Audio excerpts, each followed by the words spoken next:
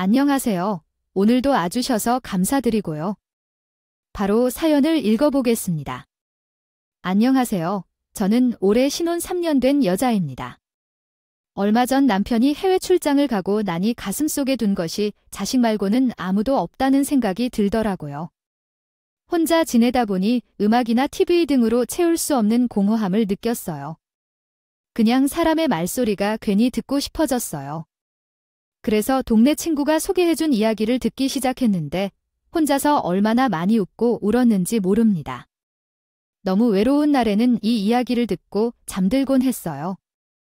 그래서 이제는 저에게 오랜 친구처럼 느껴지고 모든 이야기가 제 가족이 겪은 일처럼 느껴지기도 합니다.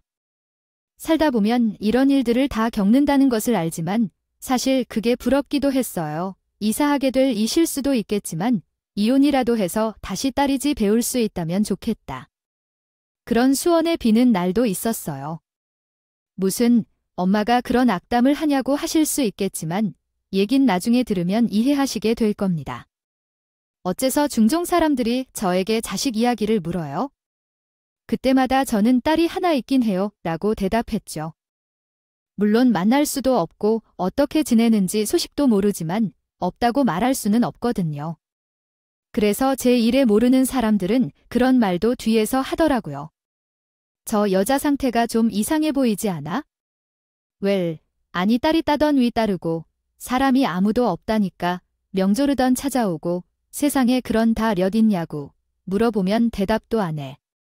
그런데도 끝까지 다리를 떼 거짓말하고 그런 경험이 있는 거 아니야?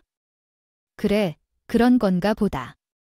가까이 지내지 마. 이상하니까 별거 주말을 터트려. 오늘 그렇게 수근거리는 걸 다 알면서도 한 번에 자세히 말한 적이 없어요. 그 이야기를 꺼내고 나면 꼭 제가 딸이 없는 거라고 믿게 될지도 모른다는 마음이 들었거든요. 저에게 딸은 제가 거짓말 진가 되더라도 지키고 싶은 그중 한 존재니까요. 그래서 아무에게도 말 못하고 20년도 넘은 이 일을 이제야 여기에 털어놓게 되네요. 손가락질 받아가며 서도 말하지 못한 이야기를 시원하게 털어넣는다 해요. 부족해도 잘 들어주셨으면 좋겠습니다. 저는 나이에 비해 결혼을 일찍 한 편은 아니었어요. 그 당시에는 중매로 결혼하는 경우가 많았는데 저희 부모님 두 분 사이가 너무 좋았던 걸 보면서 컸던 저희 두 분의 운명 같은 만남이 참 부럽더라고요. 그리고 그런 사랑을 해야 오랜 기간 우리 부모님처럼 서로가 아껴주며 살 수 있다는 믿음 같은 게 있었어요. 지금 딱 제 나이였는데도 손에 잡고 다니시던 이 분이었거든요. 그래서 조건 보고 만나서 결혼하는 것을 극도로 피하게 되죠. 중조 어머니는 세계 누구라도 만나봐. 네 나이가 벌써 27인데 주변 일들은 다시 집 갔잖아. 노처녀로 그러고 있으니까 엄마가 괜히 눈치가 보인다. 누구 눈치가 보이는데 아니 사람들이 너 무슨 문제라도 있는 건 아닌가 그렇게 보는 것 같아서 마음이 안 좋아. 엄마가 회사의 과장님이 누구 소개해준다 그랬다면서 싫다고 해서 만나라도 보지. 왜 운명을 기다리는 거예요? 운명 아야 못 살아. 좋은 사람을 만나면 그만이지. 운명 타령은 나도 엄마, 아빠처럼 만나고 싶어서 그래? 그 당시만 해도 20대인 내게 아무도 없이 지내는 시절이 아니었던 때였기에 그런 제 상황이 신기하게 보였어요. 그런데 어느 날 아버지가 제게 그런 말을 하더라고요. 사람이 계속 좋을 수만은 없지? 결혼에 바쁘게 살다 보면 가장 강한 각질도 다 벗겨져 버리고 그래도 만날 사람은 어떻게든 많아진다. 인연이라는 게 그렇게 돼 있는 법이야. 그러니까 저도 끝없이 좋은 인연을 만나서 결혼한 거야. 그 말에 저는 제 생각을 더 굽히지 않고 지냈던 것 같아요. 그리고 말 그대로 운명처럼 남편이 나타났어요. 서울에서 발령을 받아 직장으로 옮겨온 남편은 주변에 아무도 없는 상황이어서 모든 것이 낯선 환경이라 그 지역에 오래 살던 사람이 필요해 보이더라고요. 나이도 비슷하고 그나마 도움을 줄 사람이 직장에 저뿐이라서 용기를 내 제가 먼저 다가가 섭하고 집은 구했어요. 강아지는 가까운 데를 구했는데 날이 어두워서 그런지 문제가 매우 많네요. 이사를 해볼까 생각하고 있진 해요. 걸어서 다닐 수 있는 데가 좋겠죠? 버스 타고 몇 정거장 가면 괜찮은 데도 있어요. 그래도 시장이나 이런 데도 가깝고 그러면 더 편하잖아요. 정말 아무것도 없는 동네라서 그러게요. 발령 2주 전에 통보받고 오는 바람에 그럼 저랑 주말에 집 보러 다니네요. 아, 이런 건 혼자보다 둘이 더 나아요. 제가 동네 소개도 해드릴 겸 정말로 노무검소어로 대신에 제가 밥을 살게요. 저도 사실 직장에 10년 차 이상 된 분들 틈에서 내내 어려운 게 많았는데 남편이 오면서 친구가 생긴 것 같아 좋더라고요. 그렇게 서로 의지도 많이 하고 남편 집에 반찬 같은 것들도 가져다 주면서 정이 많이 들었죠. 그런데 마음 한구석에 남편 이들 서울로 가고 싶어하는 느낌이 들어서 연애를 하는 내내 불안하기도 했어요. 그런데 남편도 제가 살던 곳에 마음을 붙이더라고요. 이 돈을 아파트 하나 사주면 좋겠지? 아파트 서울 말고 여기에 이제 당신이라 같이 살 생각해. 아스나도 솔로 갈 거 아니었어. 이제 안 가. 그렇게 마음을 정했소. 그 이야기는 곧 저에게 프로포즈를 한 상황이나 다르지 않아서 저도 남편의 선택에 고마웠죠. 그렇게 우리는 3년간의 연애를 끝으로 직장, 가족 모두에게 축복받으며 결혼을 했고 첫 아이를 30살에 낳게 되었어요. 그때는 30에 안 되는 게 거의 마지막 기회 같은 느낌이라 남편과 저도 임신해서 내내 조마조마했죠. 혹시나 유산이라도 될까 싶어서 모든 걸 주심하며 진행했어요. 그 당시에는 다 월세집에서 시작해 조금씩 키워갔는데 남편이 알뜰하게 월급을 성실히 모아 마련한 탓에 딱히 어렵게 지내지도 않았어요. 그래서인지 신혼생활부터 임신하는 과정에서도 돈 문제로 다툼 한 번 없이 행복하고 편안한 생활을 이어갈 수 있었죠. 게다가 가정적인 성격의 남편은 직장에서 점심시간에는 꼭 집으로 들렀다가 꺼냈어요. 한여름에도 땀을 삐질삐질 흘리면서 그 시간을 아이와 함께 보겠다고 더했죠. 당신 힘들 것 같아서 팝임스 하우스도 녹기 전에 먹어. 회도 먹어.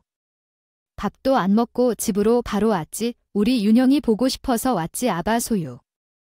자구, 점심도 안 먹고 오면 어떻게 괜찮아. 당신이 해주는 것 전혀 많이 먹으면 되니까. 그래서 딸아이를 키우는 내내 남편이 전 더 많이 도와주었고 힘든 것도 딱히 없었어요. 아이로 예민함도 없이 몸 안 하면 생겨로는 착한 애였거든요. 저는 그런 행복이 언제까지고 이어질 줄 알았죠.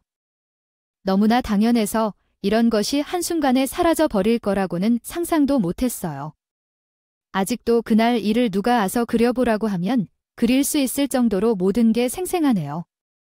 20년이 지난 지금까지도 저는 이 장면을 머릿속에서 또 보고 또 돌려보고 후회를 하고 있어요. 제 모든 걸 가져가도 되니 누가 시간을 돌려준다고만 하면 저는 무조건 그때로 돌려달라고 애원할 것 같아요.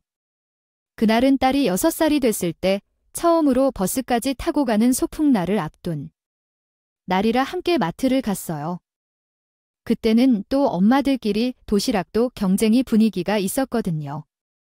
도시락 하나라도 더 예쁘고 맛있게 싸지고 싶은 마음에 아이 손에 자꾸 함께 이것저것 고르면서 시간을 보내고 있던데 어떤 사람이 제 어깨를 빡치고 지나가더라고요. 아, 아프단 소리가 바로 나올 정도였는데 그 아무 사과도 없이 재빠르게 지나가 버리더라고요. 그래서 저는 무례한 그 남자를 향해 넘어 사과도 안 하고 그냥 가요. 그러자 모자를 푹 쓰고 있던 그 남자가 저를 죽일 듯이 노려보면서 성큼성큼 다가오더니 주머니에 작은 날카로운 것을 하나 꺼내더라고요. 저는 너무 놀라서 아이부터 제 등기로 숨겨준 제발 살려달라고 속으로 외치고 있는데 바구니를 든 제 손을 그것으로 휙 들더니 안에 있는 지갑을 뼈 가더라고요. 아줌마, 신고만 해봐. 아, 안 해요. 제발 통만 갖고 가주세요. 그 몇 초 사이에 손은 피범벅 되어버렸고 오로지 저는 아이에게 큰일을 당하지 않게 하려고 했죠. 놀란 아이는 피를 보던 이기 저라도 놀더라고요. 엄마. 엄마, 손에서 피나. 괜찮아, 엄마. 엄마 괜찮아. 괜찮아. 이거 모든 거야, 엄마. 하나 단 아파. 괜찮아, 엄마. 잠깐 약국 갔다 올게.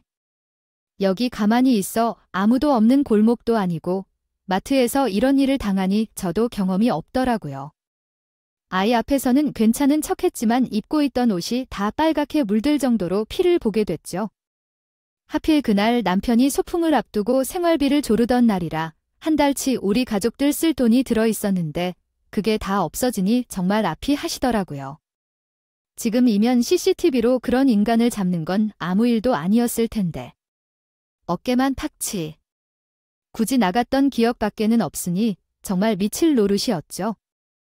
그리고 남편에게 도의를 말하면 더 속상해할까봐 소매치기를 당한 정도로 많이 하기로 했어요. 제 손에는 지워지지 않을 흉터가 남아 초자책하다.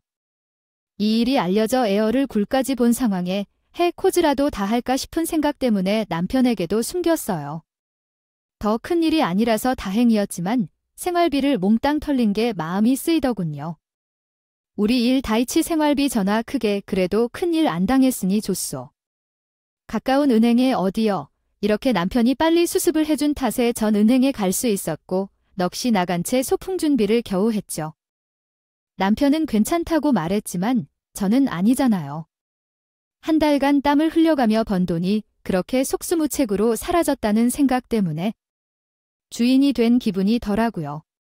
그래서 남편 몰래 낮에 집에서 할 수 있는 소일거리를 바라 시작했어요. 그런 거라도 해야 제 마음이 좀 편해질 것 같았거든요. 아무리 우리가 여유 있게 지낸다고 해도 남편이 성실히 일한 것을 물거품으로 만들기 싫은 아내 마음이었죠. 그리고 그날 일을 저는 도둑을 만났다고 일 생각한 게 지금 돌아보면 가장 발등을 찍고 싶은 일이에요. 하루는 피아노 학원에 갔던 아이가 저녁이 되도록 돌아오지 않은 게 있었어요. 집하고 학원이 고작 5분 거리밖에 안 돼서 사이에 놀이터가 있으면 친구들하고 놀다 오기도 하고 그런 일이 종종 있어 곧 오겠지 하면서 기다렸는데 7시가 넘도록 아무 소식이 없더라고요. 그래서 저는 동네 아이를 찾으러 나섰고 놀고 있던 아이들에게 물어도 본 적이 없다고 그러더군요. 그런데 그때 한 아이가 의미심장한 이야기를 했죠. 아까 어떤 삼촌하고 가는 것 같았는데 삼촌이란 이 아줌마한테 자세히 말 좀 해주응아. 아까 피어나건 앞에서 어떤 삼촌이 기다렸거든요. 너도 그 아저씨 본 적 있어? 저한테 그 옛날에 떡볶이 사준 적이 있는데 이 동네에서는 삼촌이라고 했어요. 우리 엄마하고도 친구했어요. 그 삼촌이 윤영이 데려간 거야? 같이 있는 것 보긴 했어요. 그 말을 듣는데 정말 하늘이 무너지는 기분이 더라고요. 지갑에 돈을 누가 가져간 국권을 비할 수도 없는 기분에 빠져서 심장이 바닥까지 내려앉는 것 같았죠. 사람이 너무 다 와가릴 21121 안 오르는데도 손이 더해서 말을 안 뜨더라고요. 몸이 고정 나버린 것 같았죠. 옆에 있던 아이 얘기 제가 112 좀 넣어준 알 겨우 그렇게 경찰까지 접수를 했고 퇴근 후에 남편도 와서 함께 두 손을 꼭 잡고 별일 아닐 거라면서 서로 배우고 또 빌었어요. 그런 일이 있으니 마치 제가 눈을 뜬 순간부터 모든 하루를 다 잘못한 기분이 되더라고요. 학원에 왜 보내서 이런 일을 만들었을까? 경우를 자책하지 마. 애들은 원래 어디 휙 하고 그래? 동네 어디에 있을 거야? 아이가 종종 네잎클로버를 찾겠다면서 여기저기 다니고 그런 때가 있어서. 제발 그런 일이 길 빌고 또 빌어줘. 그런데 9시가 넘어가니 불안한 생각이 가시질 않았어요. 돌다가 오는 줄 알고 학원에 전날 사라 불 걸 다 나 때문이야. 내 잘못이 하네 잘못 당신 잘못도 없소 그러지 말라니까 미친 사람처럼 혼자 중얼대면서 있는 저를 보며 남편은 저를 달렸지만 그 순간 아이를 제대로 못 본 것은 제 탓이란 생각밖에 안 들었어요. 내가 따지 기 괜히 일을 시작해서 그래? 그 시간에 그냥 애들이로 갔어야 했는데 나 때문에 이렇게 되었어. 왜 윤영이 알아서 잘 얻자 나 내 잘못이야. 차라리 나를 데려가지 자줄 수 있소? 외적 고글을 여부 혹시라도 돈 달라고 하면 다 주자어 괜히 애 다치게 할 수도 있으니까. 그리고 눈이 든 심장이 뜬 떼서 간다고 하며 그것도 다 주어. 내가 줄 거야.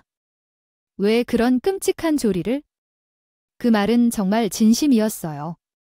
내 아이하고도 목숨도 바꿀 수 있는 게 부모잖아요. 괜히 부실하게 챙겨준 아침밥까지 생각나면서 저도 모르게 눈물이 퐁퐁 솟아요. 쓰더라고요. 그리고 못된 생각도 들었죠. 다른 아이들에게도 접근한 모양인데 그중 왜 우리 아이였나 싶은 이기심까지 생기더라고요. 저녁도 안 먹었는데 얼마나 될까요? 우리 윤영희, 내가 아침부터 대충 챙겨줬단 말이야. 이럴 줄 알았으면 주 아는 것도 더 많이 해줬어야 했나? 엄마가 잘못했어. 엄마가 미안해. 제발 아무 일도 없어야 하는데. 그런데 경찰에서는 냉정하게 그런 말 하더라고요. 이제 집에 가서 기다리세요. 4살 남자애란데 여기저기 아무렇지도 않게 저에게 집으로 돌아가라면서. 아이래 실종되면 10시간이 걸린다고 했어요. 그 이후로도 연락이 안 되면 사실 쓸모가 없다고. 사실상 모여 다시 말해보세요. 사실상 모여주는 그 한마디에 너무 속이 상한 소리를 질렀어요. 경찰과 님한텐 아부도안이 사항하겠지만 후리한 테드 목숨하고도 바꿀 수 있는 거세요. 돈을 얼마나 달라고 하면 줄 거고 제 심장을 때 잘라도 해만 돌아온다면 다 알 거라고요. 어떤 마음인지 아시겠어요? 그러니까 그렇게 쉽게 말하지 마세요. 협박 전화라도 오면 정말 다 내어줄 준비를 하면서 몇 날 며칠 잠도 안 자고 버텼는데 시간만 지나갈 뿐 아무 소식이 없었죠. 그리고 남편은 결국 회사까지 그만두고 저와 함께 아이를 찾아 나서기 시작했습니다. 우리 둘뿐만 아니라 잘 걷지도 못하는 시댁어른 침종까지 모두 돌아가면서 아이를 찾기에 여념이 없었어요. 그때는 직접 뛰어다니면서 알 수 있는 그래요. 최선이었죠. 전단지를 만들었으니까 다 돌려받았다. 이게 무슨 일이죠? 정말 경찰만 믿고 기다릴 수가 없어요? 어떤 남자가 데려갔다고 하는데 그래도 협박 전하는 것 보면 아직까지는 집에 어린아이가 갖고 놀던 장난감이며 책가방만 봐도 그냥 눈물이 터져서 제 인생에 흐름을 수 있는 모든 눈물을 다 흘릴 것 같아요. 하루는 엄마가 제 등을 쓸면서 울지 마, 그만. 후로 너 눈물만 모아도 강물이 되겠어 정신 차리고 하나하나 해가면 될 거야. 밥도 먹고 엄마 다 내 잘못 같아서 미치게 속상하다. 아니, 마 마라. 우리의 현재는 어디서 어떻게 있는지 모르는데 엄마라는 여자는 밥이나 잘 먹고 있고 어떻게 그런가 봐. 그래도 당신이 기운 잃지 않고 있어야 같이 임과서 모든 방법을 찾지. 이게 답이 아니에요. 사돈택하고 나눠서 우리 역 근처에서 천단지 돌릴 거야. 걱정 마. 그때 집안에 전화기만 10개를 넘기 이 9살 안내요. 혹시라도 잠깐 못 들을 상황이 와서 놓칠까봐 그랬죠. 그리고 부모의 간절함을 이용한 사람들이 너무 많았죠. 세상에 좋은 사람도 많다지만 그때 제가 본 인간들은 남의 슬픔을 이용하는 쓰레기 같은 인간들도 있었어요. 전화벨 소리만 나도 뛰어가서 여보세요. 윤영 엄마입니다. 혹시 얘를 보셨나요? 전 던지봤는데 살에 고 확실히 주는 거예요. 그럼요. 아이만 찾으면 당연들이 줘. 그걸 어떻게 믿어요? 애 잡고 말 바꾸면 어쩌려고. 아니, 피자 어디 계세요? 일단 만나 뵙고. 아, 그거 많이 줄 찾아주는 건 제보 비용도 일부 주셔야 해요. 찾기 쉽지만 내가 딱 본 것 같아요. 일단 이끌어 주시면 어제 어디서 보셨는지 알려드릴게요. 어제 보셨다고요? 어제 요 선생님, 지금 어디세요? 제가 잠깐이라도 뵙고 이야기해 주시면 바로 돈을 건당 얼마 주실 수 있어요? 말씀만 해주신다면 충분히 살해하겠어요. 만나는 것은 곤란하고요. 알짜 정보 입글 많은 거 말씀해 줄게요. 그러더니 입금하고 나서 연락이 두절되는 경우도 있었죠. 애타는 사람 심리를 이용해 별별 짓을 다 아는 사람들을 보니 더 절망적이었어요. 그리고 남편하고 저는 그날 이후로 어떤 일이 있어도 지 패드 포함 본 것 하나 바꿀 생각조차 안 했어요. 언제라도 우리 아이가 이걸 기억했다가 연락이 오면 받을 준비를 하고 있었거든요. 그리고 아이도 없는 생일을 함께 보내기도 했어요. 우리 식구 모두 딸이 잘 못했을 거라는 생각을 안 했거든요. 아마 세상에 아이를 잃어버린 부모 마음은 다가 될 겁니다. 이 정도 됐으면 할 만큼 했다고. 그래도 우리 마음에서 잠시 어디로 갔을 뿐 변한 것 하나도 없는 상태였으니까요. 원예군, 균영이 19살 되는 날이네. 어디선가 잘 지내고 있을 거야? 이제 아가씨 느낌 나게. 또 우리 유형의 여보만은 요즘 그런 생각도 한다. 그냥 내가 엄마로서 너무 부족해서 좋은 집 가서 더 좋은 환경에서 분명히 잘 살고 있을 거라고. 우리 윤영이 워낙 똑똑하고 말도 잘 하잖아. 그런 애를 예쁘게라도 누가 잘 키우고 살 거야. 그렇게 믿으려고요. 어디서든 잘 마살아준다면 나도 원이 없어. 누가 뭐라든 우리는 그렇게 믿자. 겸돼, 지 15년이 지나도록 미아. 처음에 프로그램이나 제고를 받으면 수시로 남편하고 가서 접수를 하곤 했는데 이런 남편과 제 모습을 보며 아직까지도 희망을 품고 있는 얼굴로. 아이 너무 오래돼서 방송되는 게 의미가 있을까 모르겠네요. 사진도 너무 어릴 적 얼굴이고 어디서 잘 살 수도 있잖아요. 보내는 알 거예요. 이거 우리 가족 함께 여행 갔던 곳이라 보면 할 겁니다. 미련하다고 욕하는 사람들이 있더라고요. 그래서 그런 이야기를 몇 번 들은 뒤로는 그 누구에게도 딸아이에 대한 그날 일을 말한 적이 없어요. 창자가 끊어질 듯한 그날의 상처를 우리말 일단들 이해할 수 있는 사람이 누가 있겠어요? 그래서 그냥 입에 자물쇠를 건다고 생각하고 살았죠. 또 다른 이야기지만 딸에 대해 아무런 이야기는 절대 하지 못하는 상태로요. 그리고 마음에 보고 싶은 마음과 미안함을 평생 이고 살아온 선재 남편은 50이란 나이에 암 판정을 받게 됐고 너무 늦게 발견한 타들 병원에선 집에서 편안한 상태로 보내는 걸 권유하더라고요. 그리고 남편은 아프고 난 뒤부터 내가 더 나빠졌어. 아빠 작용 없소.서 당신이 나한테 그랬지 자책하지 말라고 나한테 그래 놓고 돼 당신이 그래 우리 행복 빌어주면서 살다가 만날 수도 있다고 믿기를 어쩌나 어제는 안 깼으면 좋겠는 거이 찌꿈에서 윤용이가 커서 예쁜 옷을 입고 나 병까지 만났다고 집을 찾아오는들 너무 좋아서 그대로 그냥 시간이 멈췄으면 좋겠더라고요.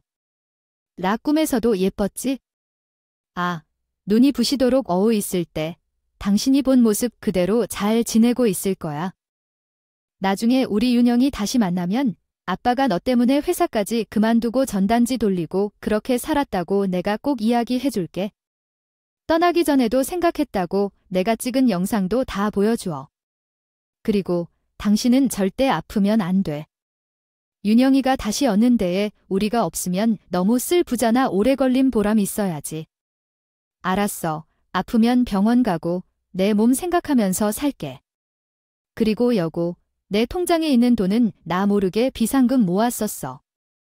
윤영이 만나면 주려고 계속 조금씩 적금 든 건데. 그래도 만날 수 있는 거니까 당신이 그 돈으로 한번 찾아봐. 우리 해본다고 다 해봤다고 생각해도 또 돈을 더 보되면 다른 방법이 있을지도 몰라. 항상 혹시 하는 생각으로 딸아이를 만날 수도 있단 마음에 남편은 사진과 영상으로 함께 지나지 못한 시간도 다 남겨졌거든요.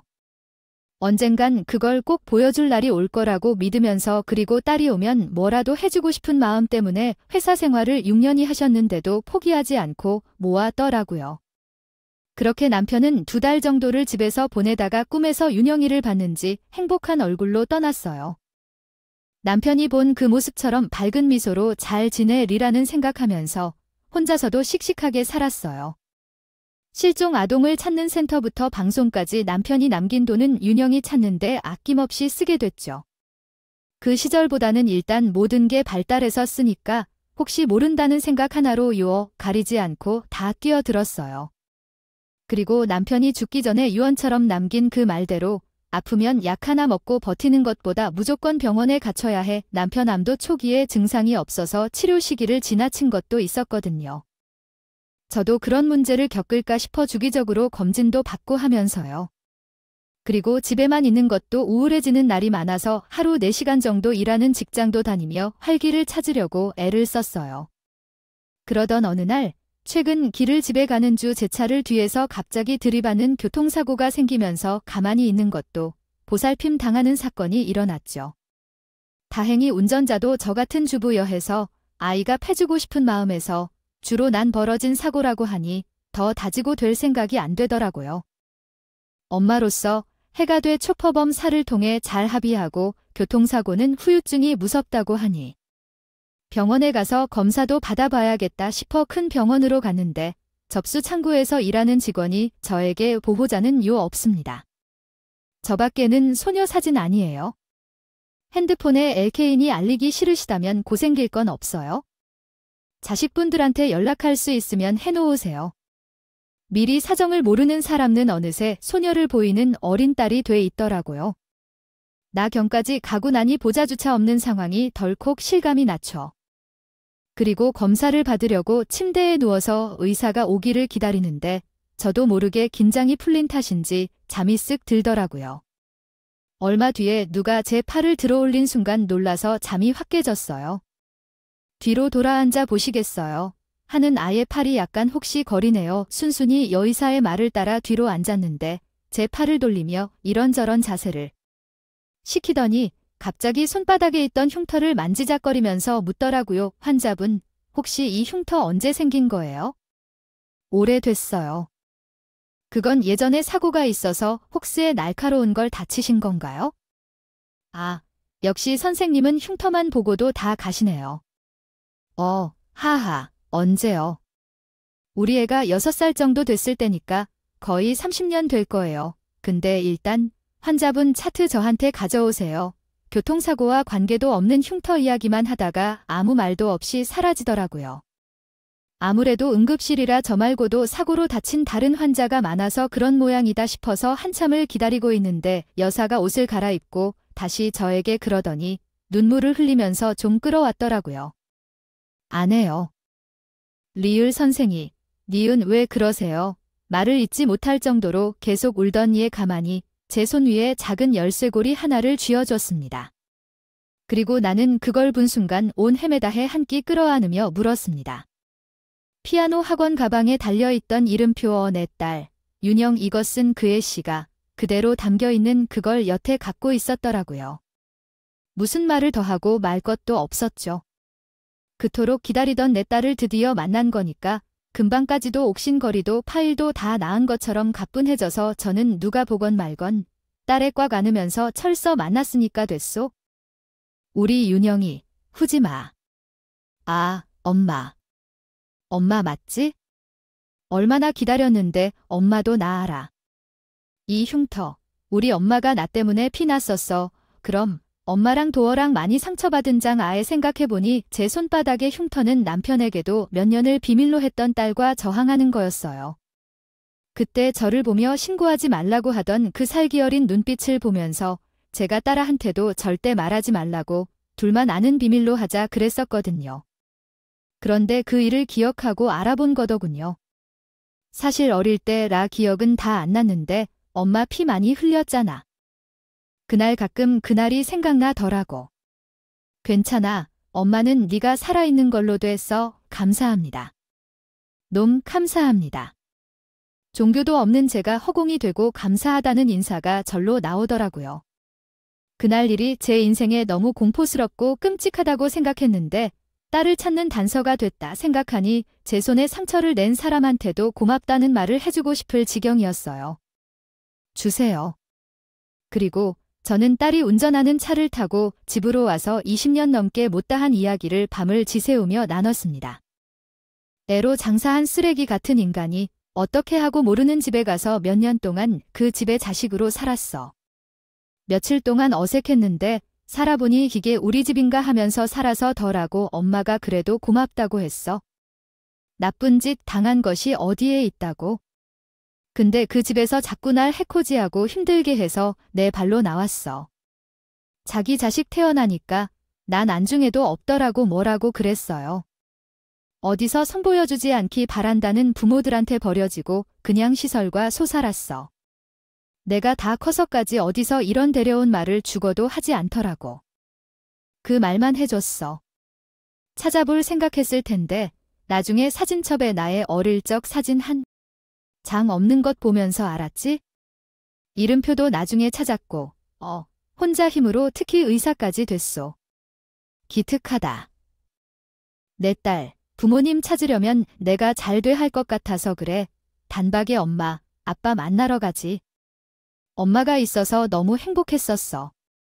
너보다도 엄마가 더 행복해. 아빠도 보고 갔으면 좋았을 텐데. 꿈에서 네가 그렇게 예쁘다고 하더니만 진짜요. 늘 진짜요.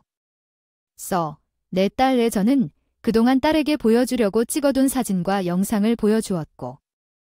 딸은 없었지만 둘이서 생일 파티를 하는 모습을 보더니 계속 눈물을 지더라고요. 이제 다시 윤영이로 살 수 있는 거야? 그럼 엄마, 딸로 다시 살자. 지난 날은 다 잊어. 그렇게 혼자 임으로 의사까지 된 대견한 딸과 함께 남편도 만나라고 하고 멀어졌던 때 매 시간이 너무 아까워서 한시도 떨어지지 않고 지내게 됐습니다. 그리고 낡은 아파트에 사는 게 본인 탓이라고 생각했는지 더 좋은 곳으로 가서 함께 살자고 하더라고요. 그래서 딸을 찾은 지 기쁨도 삼실 우리 딸아서 너무 좋은 집에서 함께 살게 되는 날을 또 앞두고 있습니다. 그 단체가 못해준 것을 갚기에도 부족한 날인데 혼자서도 너무 잘 커준 딸에게 받을 게 더 많다는 게 엄마로서 미안하고 고맙고 여러 마음이 교차하네요. 흉터도 그렇고 교통사고 날도 아프긴 했지만 그 덕에 우리 딸을 찾았으니 비록 살긴 했지만 그 덕에 우리 딸을 찾았으니 비 오면 종종 어깨가 결리는 해도 그때마다 저는 행복하게 웃게 되더라고요. 기적 같은 만남을 위해 그런 모양인가 싶어서요. 떠나 보내지도 못한 자식을 가슴에 계속 안고 살아가는 게 사실 너무 힘든 일이 있거든요. 자식을 잃은 부모의 마음이라고요. 차라리 죽었다고 확인이라도 하면 보내주실 수 있으려도 있는데 이렇게 사는 건 죽는 날까지도 괴롭기만 하다는 곳을 그래요. 그런데 이런 일을 보니 예전에 아빠가 해준 말처럼 만나질 사이는 반드시 만나질 운명이란 말이 맞는 것 같아요. 그리고 다시 본인 이름으로 개명 신청을 해서 이제 누구라도 윤형이라고 떳떳하게 부를 날이 얼마 안 남았어요. 모든 것이 그저 새롭고 기쁜 편이에요. 아저씨 미친 여자 소리를 들어가면서 말도 안 하고 살아왔던 일이지만 혹시라도 저와 같이 살고 있는 부모님께 있을까 싶어서 용기 내서 이야기를 써봤습니다. 기적은 일어날 수 있으니 가지치지 말고 희망을 품고 살아가셨으면 좋겠어요. 분명히 부모와 자식은 만나질 거라는 말도 하고 싶네요. 제 긴 이야기 들어주셔서 감사합니다. 오늘도 끝까지 함께 해주셔서 단사고요. 저는 다음 영상으로 또 찾아뵙겠습니다.